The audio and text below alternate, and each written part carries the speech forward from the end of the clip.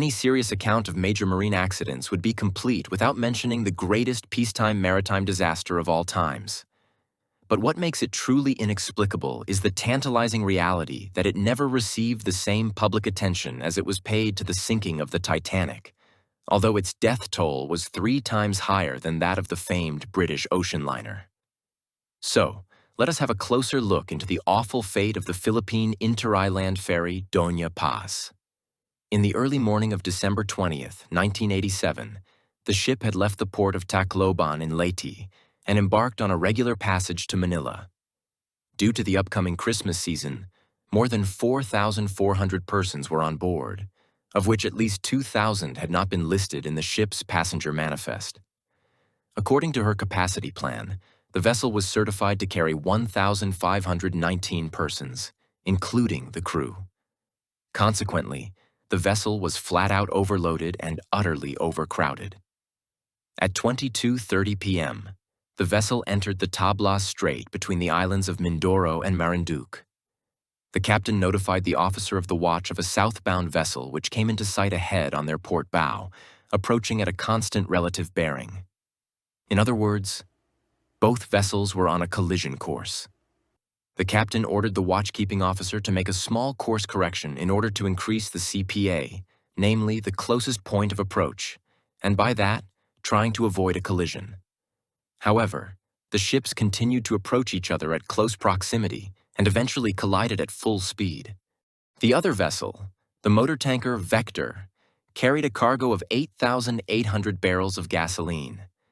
The impact of the collision ripped off large parts of the forward section on her starboard side and opened some of her cargo tanks. Gasoline spread over the decks of both vessels and set them ablaze. Almost immediately, power supply on the passenger ship was cut, and all lights went off. The ship had no radio equipment, so no distress message could be sent. To make things even worse, all life vests were padlocked, and the keys could not be found. Panic broke out among passengers and crew.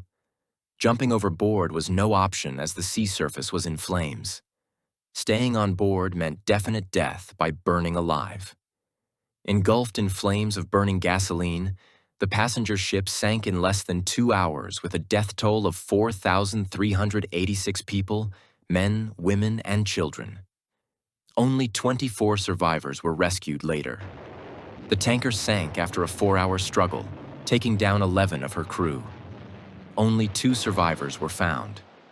The official blame was put upon the bridge team of the tanker, which was found unseaworthy. This was judged the most potent cause. The master was considered unqualified and his license was invalid. Moreover, at the time of the collision, no lookout had been on the ship's navigation bridge.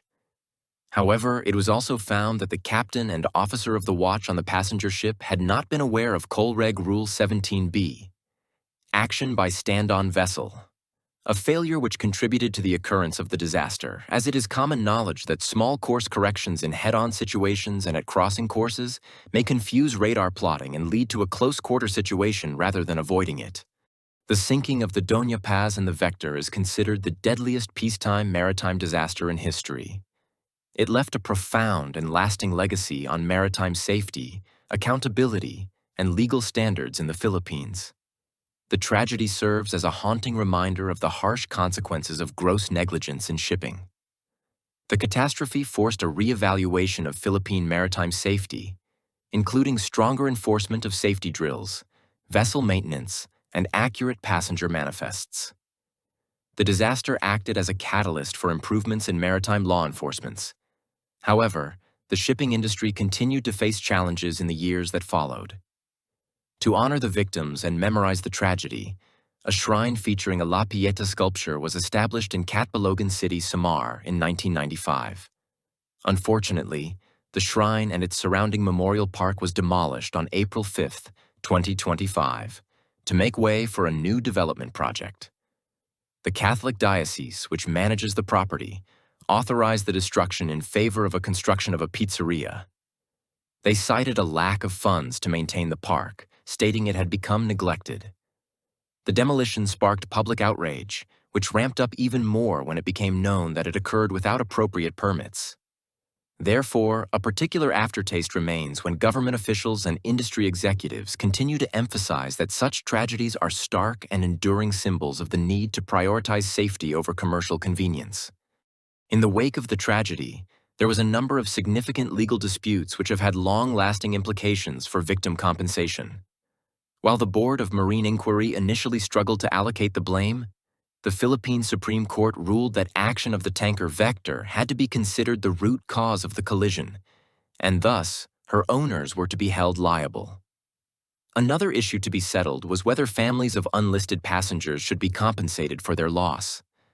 Moreover, the Supreme Court recognized that families of all victims, including those not listed on the official manifest, were entitled to indemnity, as all ticket sales which exceeded the vessel's maximum passenger capacity appeared to be illegal.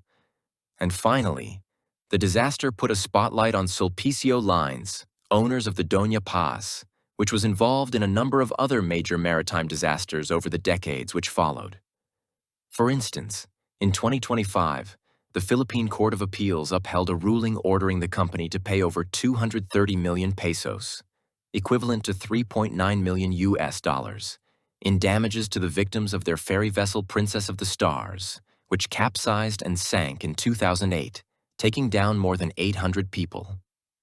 Sulpicio Lines, founded in 1973 by Don Sulpicio Go, is still remembered as a major Philippine passenger and cargo shipping company, which serves as an exemplary case how a former positive image and strong market brand can be shattered by ruthlessly pursuing corporate objectives. Following the Doña Paz and Princess of the Stars disasters, the company rebranded to Philippine Span Asia Carrier Corporation, PSACC, and today focuses solely on cargo transport. Anyway, the tragedy created a lasting legacy that reshaped Philippine maritime safety regulations and serves as a somber reminder of the human cost of corporate negligence. It should be acknowledged that the Philippine government, under the leadership of President Ferdinand Marcos Jr., has taken substantial efforts to upgrade the Philippine fleet of inter-island passenger ferries and enforce periodical safety inspections.